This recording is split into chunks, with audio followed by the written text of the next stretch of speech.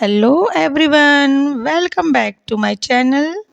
मैं सपना किचन्स में आप सभी का स्वागत करती हूँ। आज मैं आपके लिए बहुत ही क्रिस्पी करारी, बिल्कुल मार्केट के तरीके से मिलने वाली पोटैटो स्टफ्ड पेटीज की रेसिपी लेके आई हूँ, जो कि बहुत ही इजी तरीका है इसे बनाने का। और यदि आप एक बार घर में बनाएंगे तो आप मार्केट से पेटीज लेके खाना बिल्कुल से ही भूल जाएंगे। तो चलिए बिना देरी किए हुए अब रेसिपी हम शुरू करते हैं।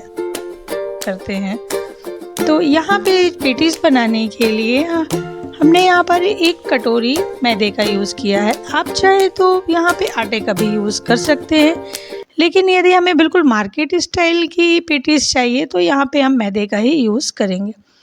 2 चम्मच यहाँ पे मैंने ऑयल डाला है और थोड़ा सा यहाँ पे मैंने सॉल्ट का यूज़ किया है। बस सभी चीज़ों को मिक्स करके एक सॉफ्ट डो हम तैयार कर लेंगे। यहाँ पे आटा जो है इसे हमें बहुत टाइट नहीं गूँथना है। जिस तरीके से हम रोटियाँ बनाते हैं बस उसी तरीके से यहाँ पे हमें सॉफ्ट आटा लगा के तैयार करना है। देखिए यहाँ पर ये आटा मेरा तैयार हो गया है। इस आटे से हम 7 से 8 लोइयाँ बनाकर तैयार कर लेंगे।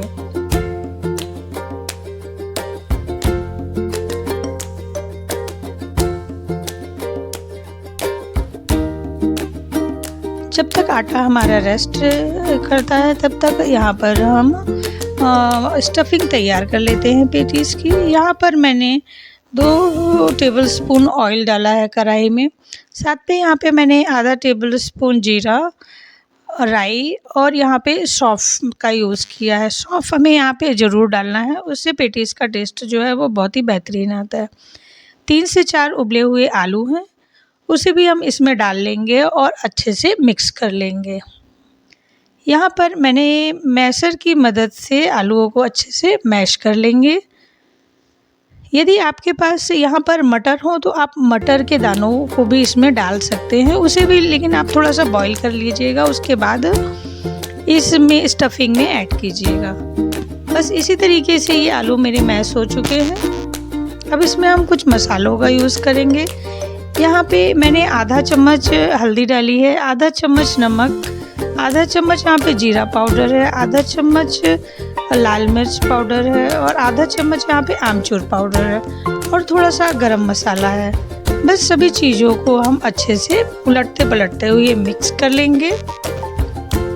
यदि आप यहाँ पे स्टफिंग थोड़ा ज़्यादा चटपटी या खट्टी चाहते हैं तो बाद में आप यहाँ पर हम आधे चम्मच नींबू के रस का भी यूज़ कर सकते हैं। तो बस देखिए यहाँ पर स्टफिंग मेरी बिल्कुल सही तैयार हो चुकी है।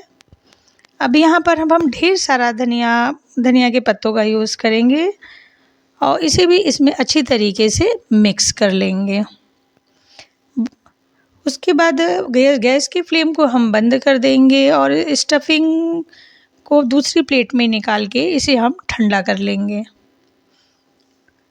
तो जब तक ये स्टफिंग हमारी ठंडी होती है तो यहाँ पर अब हम एक स्लरी तैयार कर लेते हैं। यहाँ पर मैंने 1 चम्मच मैदा लिया है और उसमें 2 चम्मच यहाँ पे आप घी या ऑयल कुछ भी डाल सकते हैं और उसके बाद एक अच्छा सा पेस्ट हम तैयार कर लेंगे। देखिए बस कुछ इस तरीके से स्लरी हमें तैयार कर लेनी है। थोड़ा सा ये मुझे गाढ़ी लग रही थी, इसलिए मैंने इसमें थोड़ा सा ऑयल और डाला है। अब देखिए ये स्लरी हमारी बहुत बढ़िया बिल्कुल क्रीम के टेक्सचर में बनके तैयार हो चुकी है। बस अभी इसे हम साइड में रखेंगे और जो हमने लोइयाँ बनाई थी उन लोइयों को हम गोल गोल करते हुए चपटा कर लेंगे। तो यहाँ पे जो मैंने आटा लगाया था उससे मैंने 7 से 8 लोइयाँ बना ली हैं और उसके बाद इन्हीं लोइयों से हम बड़ी बड़ी सी रोटियां तैयार करेंगे। यहाँ पे रोटियों को हम जितनी चाहे उतनी बड़ी बना सकते हैं और मेन बात यहाँ पे ये है कि जो रोटियां हैं वो बिल्कुल पतली होनी चाहिए। रोटियां हमारी जितनी पतली और ट्रांसपेरेंट होंगी उतनी ही ज़्यादा जो हमारी पेटीज की परतें हैं वो खुल के आएंगी।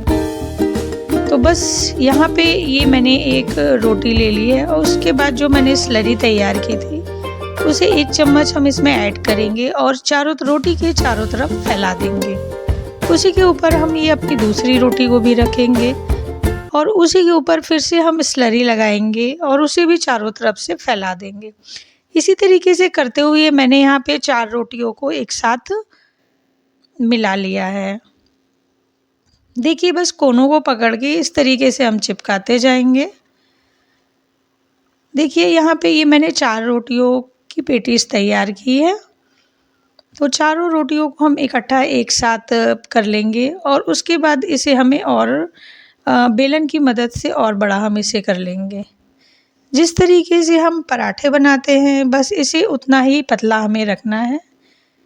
बेलते हुए इसे हम काफ़ी बड़ा कर लेंगे और उसके बाद इसके कोनों को हम साइड साइड से निकाल देंगे। तो देखिए इस तरीके से चौकोन जो है ये हमारी पेटीज की शीट बनके तैयार हो गई है। तो इस जो शीट हमने तैयार किए थे उसके भी मैंने यहाँ पे 20 से 4 भाग कर लिए हैं और बीच में जो स्टफिंग हमने तैयार की थी आलू की, उस स्टफिंग को हम बीच में डालेंगे और चारों तरफ से पानी लगाते हुए इसके इस कॉर्नर को हमें अच्छे से चिपका देना है।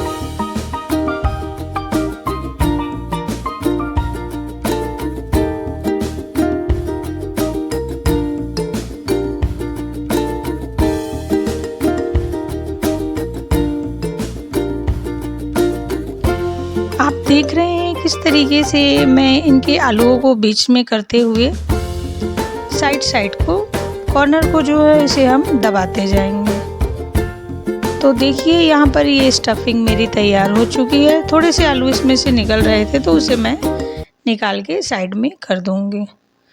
तो देखिए बहुत ही आसानी तरीके से ये हमारी एक पेटीज तैयार हो चुकी है। उसी तरीके से हम अपनी दूसरी पेटीज को भी तैयार कर लेंगे।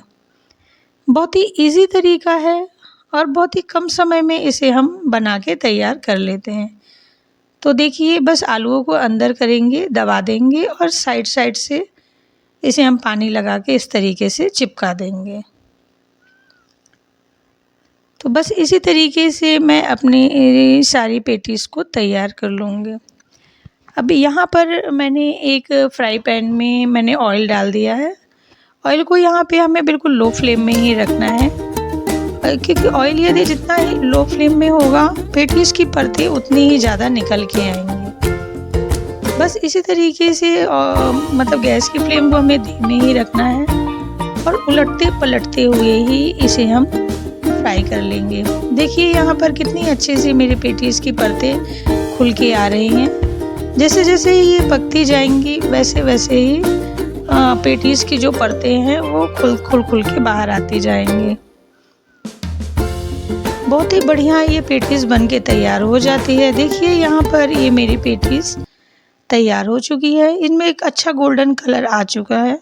अब इसे हम किसी जालीदार बर्तन में रखेंगे जिससे इसका एक्स्ट्रा ऑयल जो है वो निकल जाए।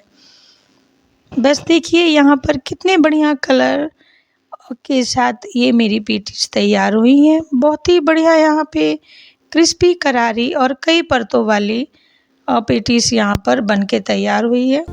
इस तरीके से आप पेटीज घर में बनाइए, बच्चे बाहर की पेटीज खाना भूल जाएंगे। तो देखिए यहाँ पे आप देख सकते हैं कितनी सारी परतें यहाँ पर पेटीज की निकल के आई हैं। इसे आप सॉस या चटनी के साथ सर्व कर सकते हैं। बहुत ही लाजवाब और बहुत ही क्रिस्पी करारी ये पेटीज मेरी बनके तैयार हुई। आज मैंने इसे फर्स्ट टाइम ही ट्राई किया है और फर्स्ट टाइम में ही ये बहुत ही बढ़िया बनके तैयार हो गई है। तो यदि आपको मेरी आज की रेसिपी पसंद आई हो तो लाइक शेयर एंड सब्सक्राइब जरूर करें। Thanks for watching.